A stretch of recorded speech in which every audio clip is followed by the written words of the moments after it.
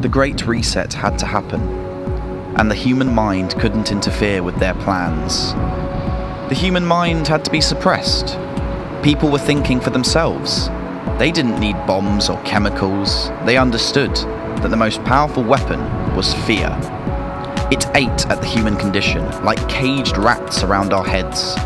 Our thoughts just rotted, decayed, until the old world had just become a part of our imaginations. By dismantling the core of society, they divided us, making people fight with one another. It allowed this to become a psychological war amongst the people. The virus collapsed the economy, allowing the New World credit system to be introduced. National governments formed to become a one-world government, and religion became illegal. No one could pay their mortgages. Property became government-owned. You stayed in line or you were hunted down like a witch. Police were given 100% power, and the city's empty offices became the workstations for the fascist state. The collection of data and monitoring human behaviour became the stable economy. No one could understand why and how this happened. But that was part of the plan. Keeping people disorientated, kept them asleep, and holding on to the system. The lockdowns had mentally worn people down, broken their minds and true understanding of reality.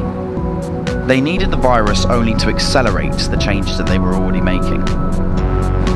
It was the perfect smokescreen to bring about their new world order, which they had been working on for decades. Human evolution needed to be reversed. They had used and abused us enough to construct the artificial reality they desired. There was no use for us anymore. Unless we merged with their machine and followed their path to destruction, we were useless. The number one objective of the reset was depopulation. Humans were over-exceeding resources. Carbon emissions had to stop to allow certain technologies to be introduced. But it was also a resetting of the mind, individually and collectively. They pulled us through everlasting satanic rituals to give us human trauma, allowing them to steer evolution as they wished. Mental illness had become like the common cold, and by this point, the virus had been forgotten. We were told there was a return to normal, but we were put deeper under their spell.